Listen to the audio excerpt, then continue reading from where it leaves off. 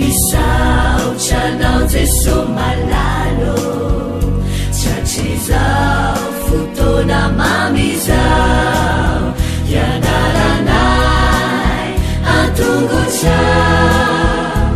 izahay izay mpianatrao koa mitenenare jeso malalo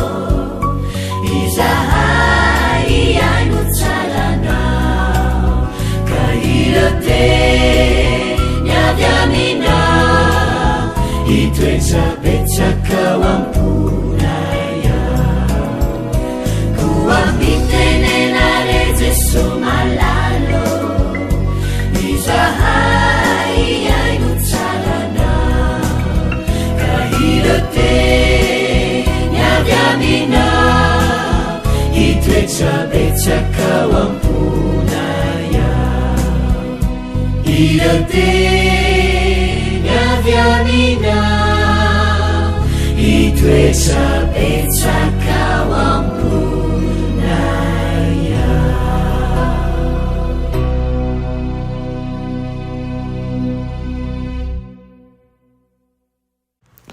valy miarabantsika tsirairay avindray a satria izao fotoana manokana ianarantsika ny lesona izao lesona ho an'ny tanora zokiny a fifaliana ho anantrany koa mizara ny ten'andriamanitra ao antsika aloha indirantsika ny amin'ny lesona ny ode ivavaka isika ry tompoandriamanitra eo mbola velom-pisaoranao zay fa mbola menao zao fotoana zao ndray fa nay mandinika zany tenao zany angataka aminao zay mba ho tena zavatra ilainay tokoa ane ny fahatsapana fa ny teninao dia sakafom-panahy ary raha tianay ho velona amin'ny fanahinay dia mila mandray an'izany izahay ka ho linany amin'ny zavatry ny fanahy ihany koa izahay fa tsy ny zavatry ny tany irery ihany ary ihany koa hifantoka ny amin'ny teny fikazanao aminaran'i Jesosy amen. Lohateny lesonantsika androany dia manao hoe mitohy ny lamina.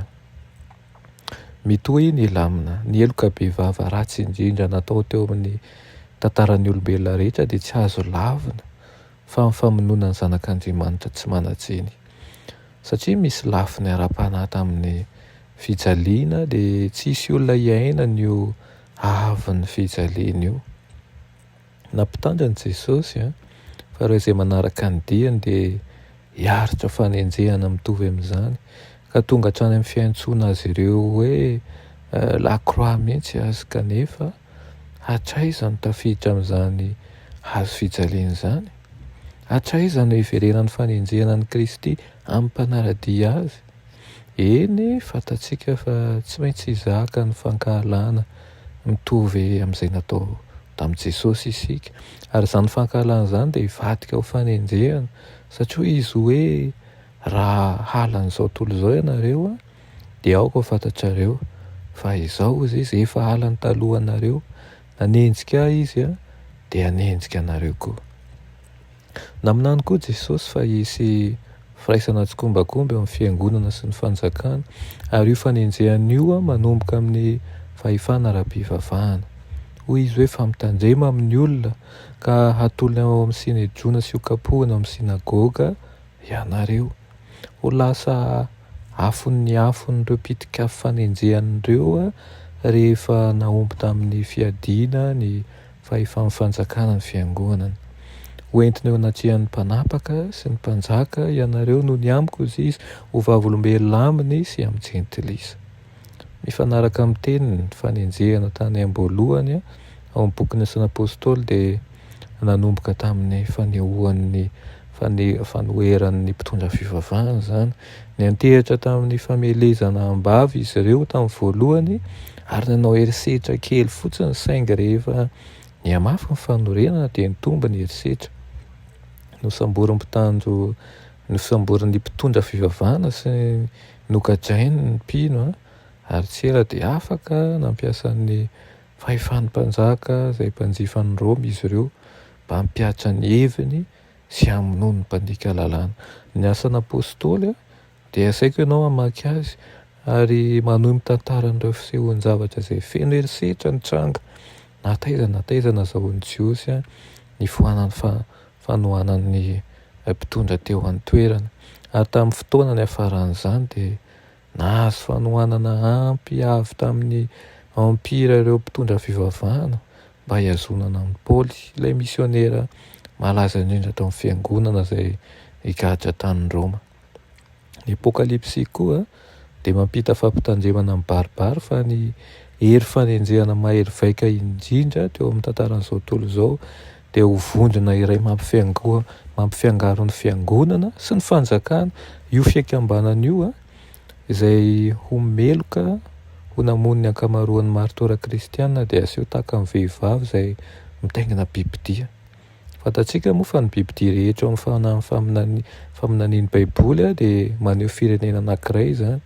Io bibidia io dia mitondra vehivavy janga ozy izay maneho ny vahoakan'Andriamanitra simba izany, fiangonana simba.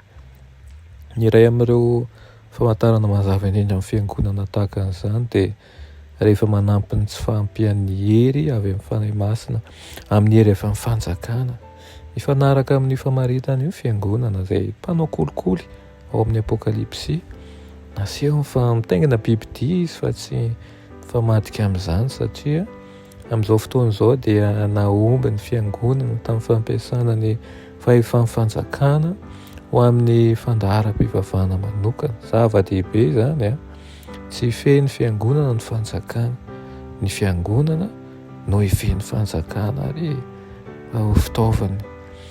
Ilayntsika tokoa mamantatra ny zavatra rehetra izay efa nitsanga tany aloha mba ahafantarantsika ny zavatra izay hitsanga any amin'ny ho avy. Ary izany mahatonga antsika izay mandinika tsy tapaka mianatra ny soratra masina. Hivavaka isika. Irenay tsara indrindran-danitra mbola misaotra anao izahay noho amin'izany teninao sy fampianarana avy aminao izany anio. Mangataka aminao izahay mba ampitoetra izany ao anatinay ka ny fanahinao masina ny ampatsilo ny sainay sy hamantatra izy rehetra tokony atao amin'izao farandro izao. Ka hijoro amin'ny finoana mandrakariva izay na ao anatin'ny fanenjehana, na anatin'ny fangirifirihana, na anatin'ny fitsapana.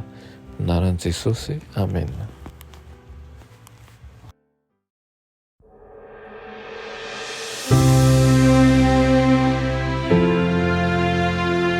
Mianatra eo an-tongotra Jesosy isan'andro.